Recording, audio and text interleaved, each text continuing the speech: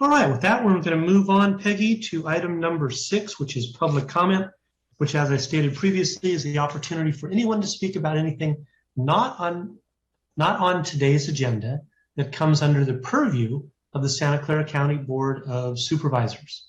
And with that, Peggy, if you can set the timer, please, to 1 minute each.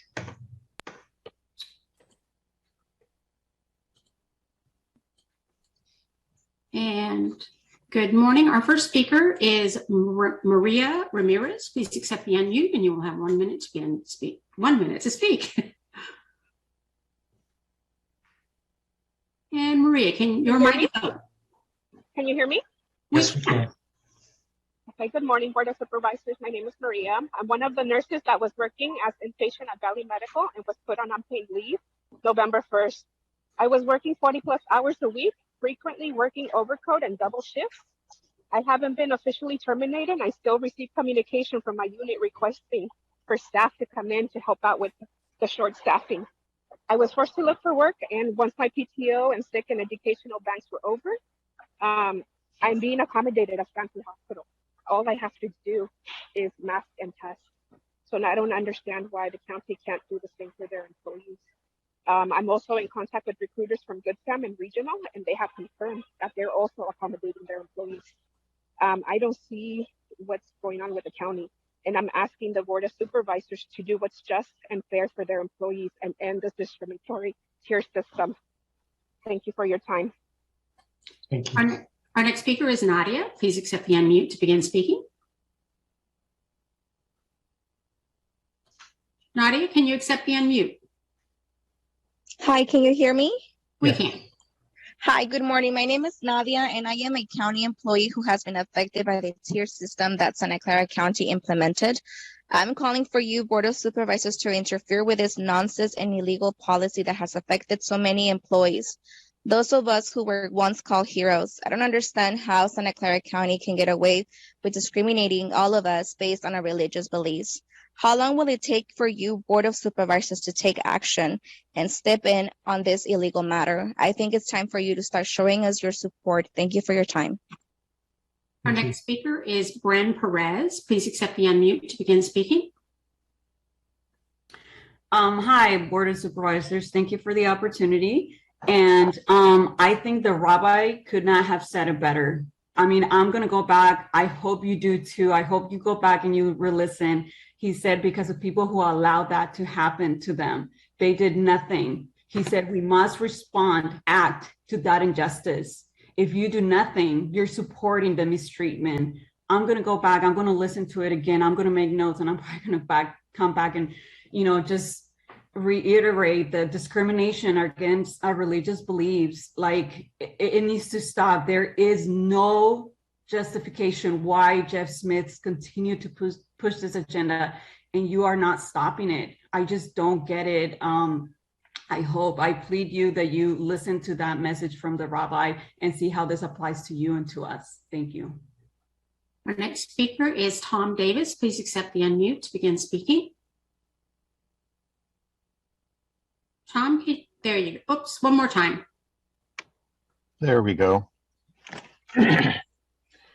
Thank you for taking my time. Thank you for taking my call. The confusion has been placed on some of the best people in the county. Some of the confusion has come from the arbitrary risk tier system used to send people home on unpaid administrative leave. I'm an air conditioning specialist. I've worked 35 years in the private sector, and I've worked for the county for 3.5 years, and I'm proud of the work I've done with and for the county. When I was put on unpaid leave, I asked for clarification in 2 written emails to Jeff Smith, Sarah Cody, and James Williams on the criteria that was used to send me home from the job that I love.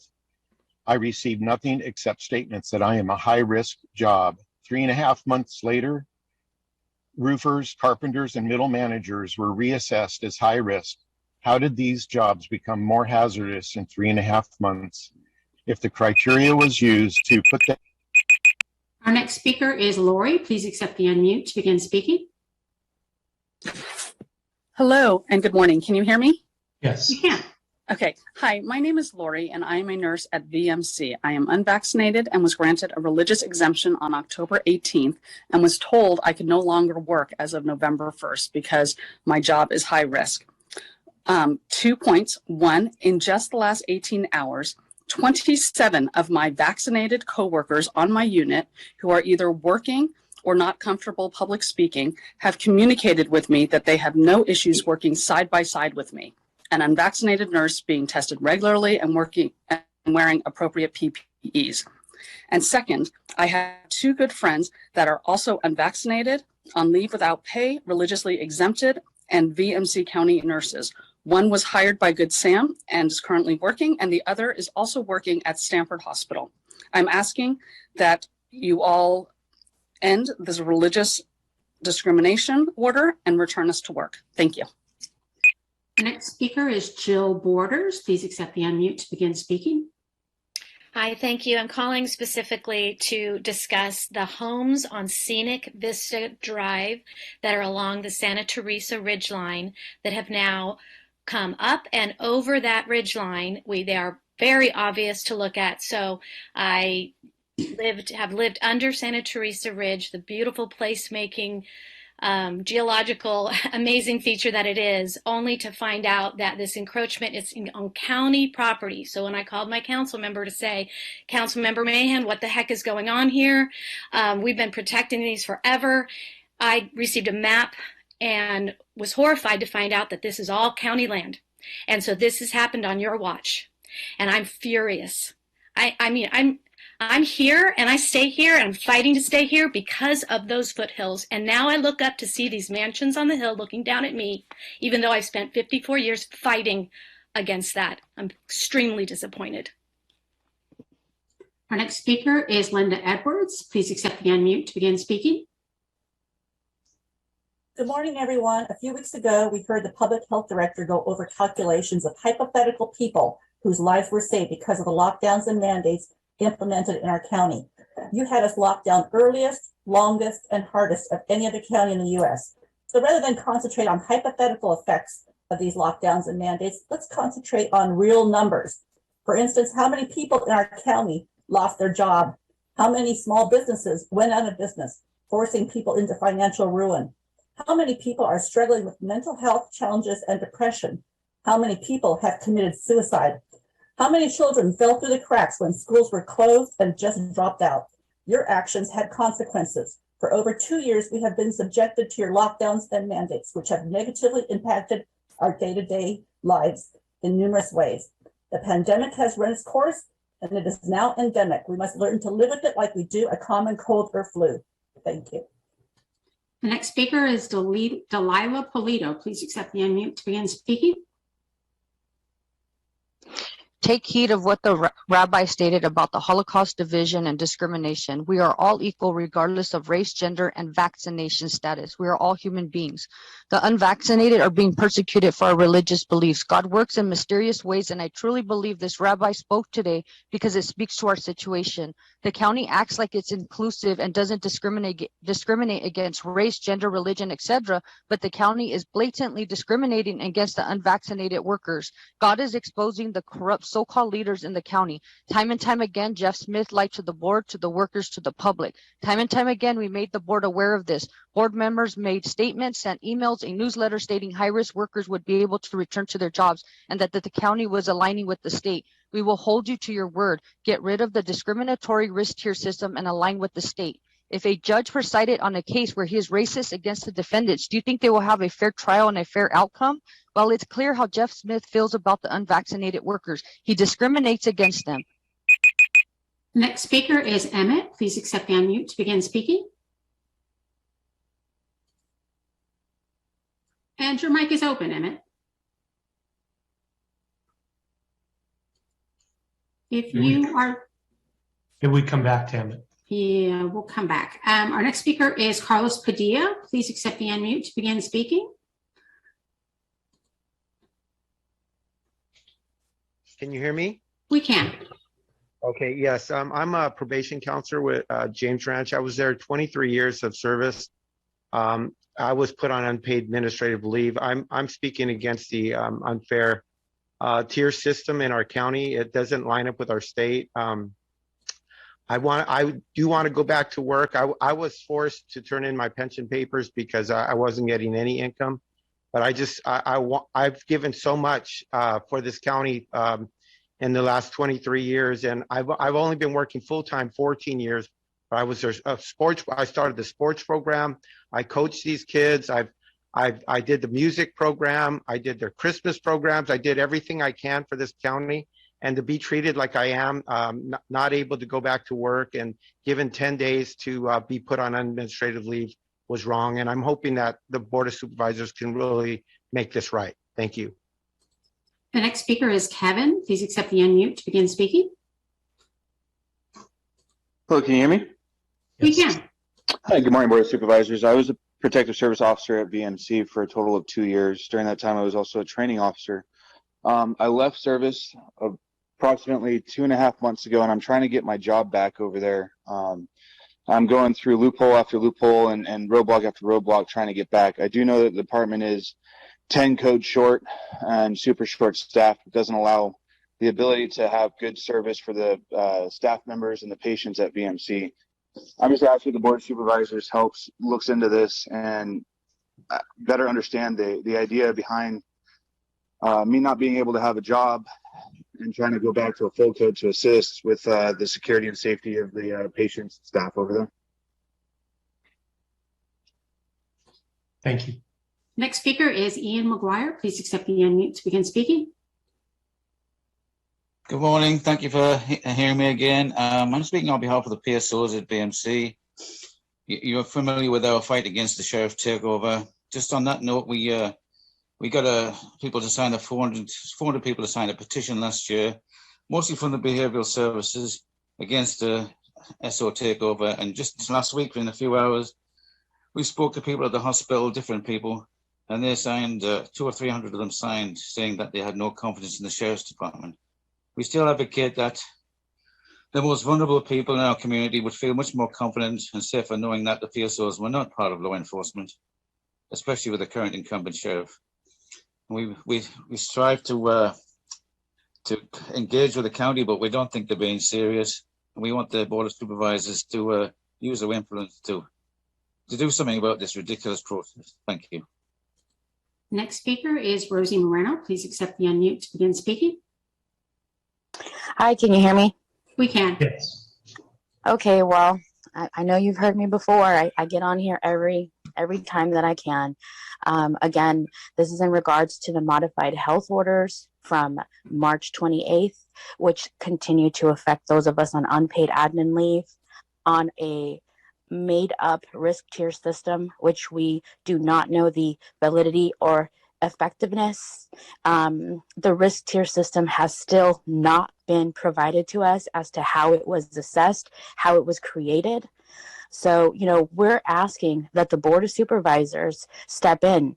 Yes, you replied to our emails. Yes, we see you doing stuff, but we still do not have jobs. We serve the community.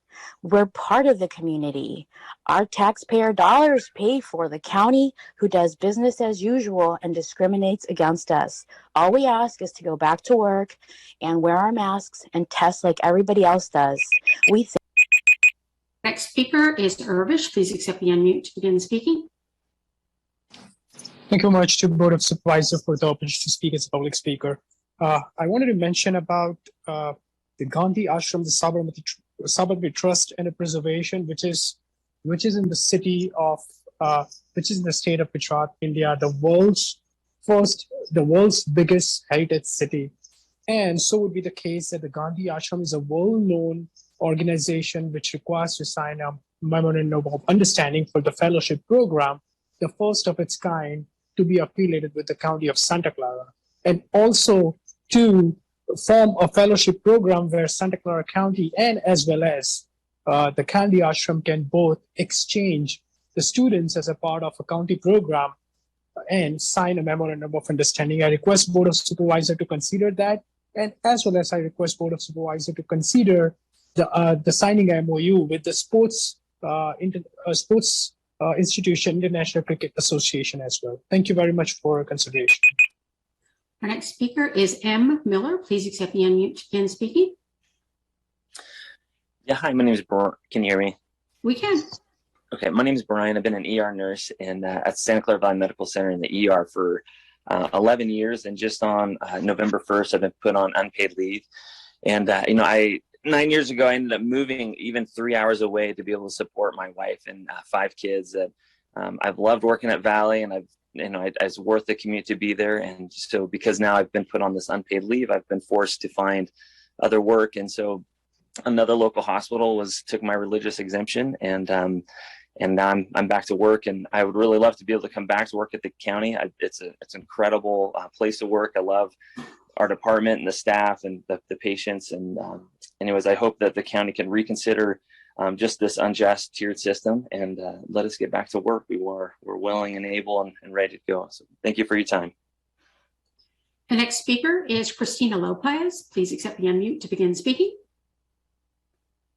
Good morning, Board of Supervisors. My name is Christina Lopez. I work at VMC Pediatrics. I'm vaccinated, and I hope you let our unvaccinated staff return to work.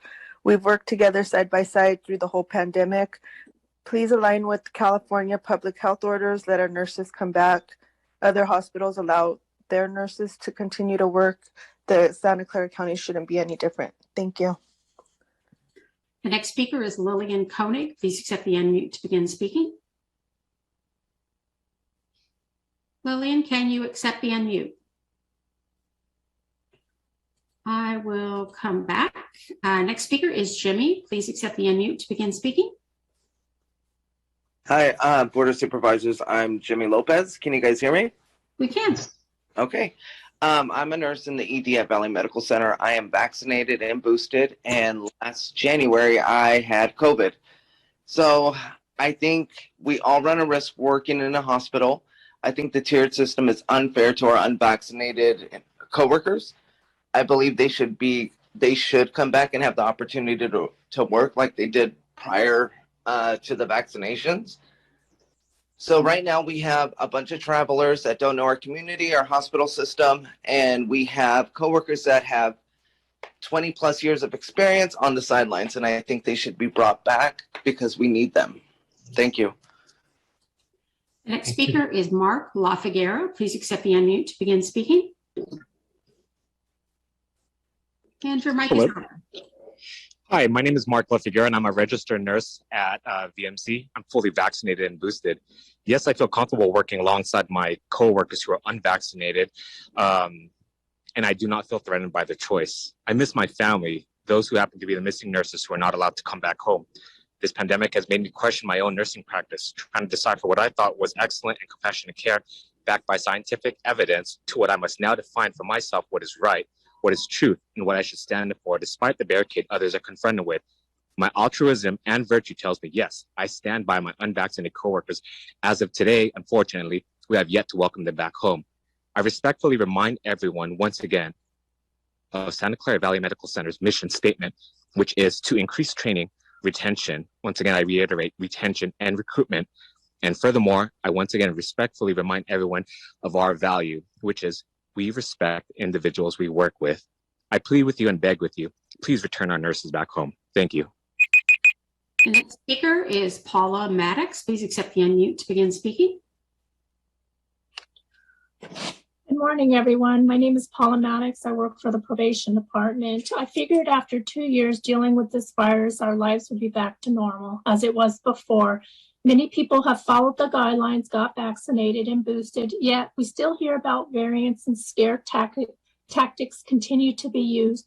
When will this end? We were locked down and mandates were implemented. People lost their jobs, businesses suffered or went out of business, schools closed, forcing kids to be behind devices to learn from teachers. Studies have shown that this has not worked. People have suffered from mental health issues. Economy has suffered. Recently, Pfizer has been releasing their vaccine studies, and there are some concerns in some of those data that has been revealed each month. But yet we're still under these ridiculous mandates. Time to stop and allow people to make their own decisions on their health with their medical doctors. No more boosters or mandates. Thank you. The next speaker is telephone ending in 168. Please accept the unmute to begin. There you go. Oh, hi, good morning, Board of Supervisors. My name's Elisa. I've been working in the BMCED for ongoing 15 years. I just wanted to express, like, we really want and need our staff back. We do have travelers. None of them are trained like we are, especially as a level 1 trauma center. We don't feel that the unvaccinated pose any greater risk, and actually are safer testing twice a week and with wearing PPE. I myself am vaccinated and boosted, and if I don't have symptoms, I don't test regularly. So I hope you take this into consideration. Thanks for your time. The next speaker is Greg. Please accept the unmute to begin speaking. Hello, my name is Greg Phillips. I work in the Valley Medical Center ER for 17 years now, and I also am vaccinated and want my coworkers to come back to work. I am not afraid of having them be there. I have lost my father to COVID. It has personally touched me, and I am needing my coworkers who are unvaccinated to be allowed to work to help support our safety system that is being depleted, and we are not serving as well as we can. The vaccines do not stop us from spreading disease. I also have contracted COVID in January despite being vaccinated and infected my entire family, who is also vaccinated. So the vaccines are not helping. So please let our coworkers come back. Do not discriminate based on their religious and personal beliefs. We need them back. Thank you. The next speaker is AH. Please accept the unmute speaking. Hi, can you hear me? We can. Great. My name is Andrew Hardy. I'm a registered nurse in the ER at Valley Medical Center for over 18 years. I've been on unpaid leave with the county also since November 1st. And I really appreciate the recent conversations that some of the board of supervisors have been involved in and their assistance with RNPA. And I just wanted to continue to express I'm really grateful that you guys are inquiring and advocating for us. And it's not just the nurses. There are a lot of people that are out on leave that are considered high risk with this tier system that have absolutely no contact with the public at all. So we're really wanting some transparency with this. And I also am one of the nurses that have gotten a job at a local hospital with my religious exemption and am working currently. The next speaker is Christina. Please accept the unmute to begin speaking. Hi, my name's Christina. I'm also an ER nurse at VMC. I've been working there for over 10 years. And I just want to say thank you for taking the time to hear us out. I just want to say please support all the unvaccinated nurses with the religious exemptions and just question this tier system and how it makes all sense when we're all serving the same population. We're lost of many years of experienced nurses and other frontline workers of the community. We all supported you, and please allow the nurses and other healthcare workers with exemptions to work. Set an example locally and nationally. Don't go into the peer pressure. Question the facts and the validity of the tier system. Question Jeff Smith and Sarah Cody. We just want to work. We want to serve our community. We've made it through the pandemic, so just let us resume our lives and honor and respect the religious exemptions. This is your time, Board of Supervisors, to step up and really support us. And thank you so much for taking the time to hear us. The next speaker is Ruth Cervantes. Please accept the unmute to begin. Hi, my name is Ruth Cervantes, and I'm also an ER nurse. I am vaccinated and boosted, and I support my unvaccinated coworkers who have many, many years of experience, and I have learned from them. We are currently missing them in the front lines, and the community needs them. We all need them.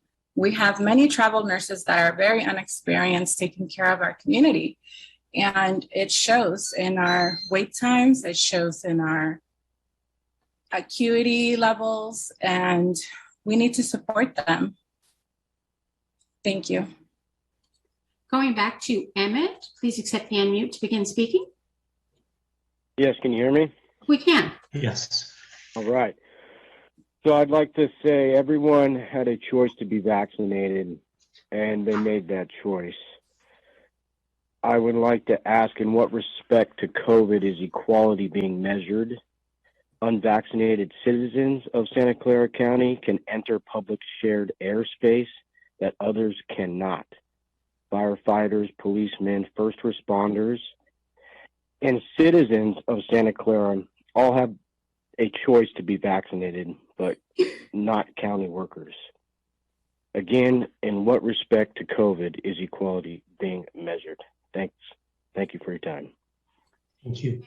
Going back to Lillian Koenig. Please accept the unmute to begin speaking. Lillian, can you, she's got two names, one moment. Thank you, Peggy. You hear me? Yes, your mic is now open. I'm so sorry. I couldn't figure out how to get the unmute down. I needed a description of how to do that. Anyway, I'm speaking to Otto Lee. I live in District 3, and with the Gunderson High School shooting, I would like you to take it upon yourself, as the rabbi stated, absence of action, leadership. Please, instead of spending $3 million of the county money to the Gilroy Fund for that particular shooting, let us take action and avoid these kind of shootings. I was in schools as a sub for 10 years, and it is a scary place to be these days. We don't have enough protection as teachers in classrooms and high schools and in various other schools. We need a little bit of leadership with gun control. And if you don't recognize this, I don't know when we will. As the rabbi said, inspire, absence of action, violence, all of these things need to be taken into account. The next speaker is Teresa. Please accept the unmute to begin speaking. Teresa, can you, there you go. Yes, thank you so much. Yes, I'm just calling again to ask the board to please reconsider the decisions that have been made regarding sending employees on unpaid leave for not getting vaccinated. I am concerned with the deliberate. Oh my gosh, I want to express myself. They about not honoring Title VII of the Civil Rights Act and just blatantly not honoring people invoking their right to religious exemption. And that is alarming to me. And I'm looking at the verbiage of the letters about the ordinances being legal documents and people not stating their legal right to the exemption when the exemption in itself is their right. And I am very concerned about that. And that concludes our speakers. Thank you, Peggy. Nice job as always. I would like to let all the speakers know that are still with us that Dr. Jeff Smith under item 21 will be addressing this issue. As far as any updates or new information, he will be providing that under item 21. And item 21 is not as far away as it may sound because we have about 10 items between this item and item 21 that will be going on the consent calendar. So if you want to hear updated information and a response to what most of the speakers expressed today, I suggest you stay on and hear item 21. Thank you. So we're turning to item 21 for Dr. Smith to give his report. Thank you, Mr. President, members of the board. I think I'll reserve all of the discussion today to the changes in the vaccination policy. Gotcha. I think the best way to try to explain this is to think about it in terms of the duties that employees have in addition to the locations where they work. The policy that existed in the county before the public health order in December had to do with the positions and the work that was done by employees. what happened is we sat down with department heads and managers and conscientiously reviewed all of the work that was done by their employees and identified it as either low risk, medium risk, or high risk. Then when the public health order was issued in December, which I'll remind everybody in the public is separate from county policy, it's a public health order related to the general public health of the entire county. What it focused upon was vaccinated or unvaccinated individuals in particular work environments, not necessarily what they were doing, but where they worked. That meant that some of our employees who had previously been identified as low or medium risk now had limitations upon where they could work and how they could be reasonably accommodated for their exemptions, whether they were health exemptions or religious exemptions.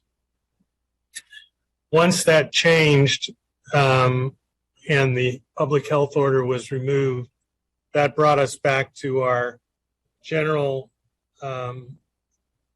policy, administrative policy about vaccinations, which meant now we're still back focused upon the work that's being done. So employees can still apply for a exemption for either of those two reasons. We're still involved in trying to find accommodations for those workers who can't continue with their particular job. And we're working on that since April 1st. So the theory behind this is that some workers in the past were able to do high-risk activities before we had vaccinations, and we were trying to protect the employee from the virus because we knew that in large amount the virus was in the hospitals, in the jails, in our community. Now there's a transition from the focus to protect our clients because we have an obligation to prevent clients from getting ill. So for example, staff working in the neonatal intensive care unit or in the intensive care unit or in the radiation oncology area, all of those areas are areas where there's high risk to our clients from infection. So that's the focus of the three tiers of risk. So with that, I'll end and take your questions. Thank you. Dr. Smith, I've just got one that perplexes me. When these individuals are wearing a mask, a shield, they're wearing gloves and a shield, wouldn't that alleviate concerns? No, actually, the mask is pretty much intended to protect the wearer, not the client. So wearing a mask and gloves doesn't prevent the transmission to clients. So what, it doesn't, okay, so if a nurse has COVID and wearing gloves and a mask, they can still transfer COVID to the client? Yes.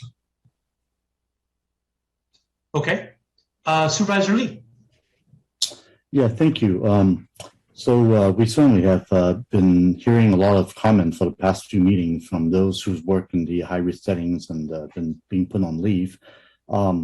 I've also learned that some of those nurses who are currently on leave are near the retirement age, and they share that their retirements may be impacted because they will not be able to work the full service years in PERS and will be medically vested while they're being placed on leave.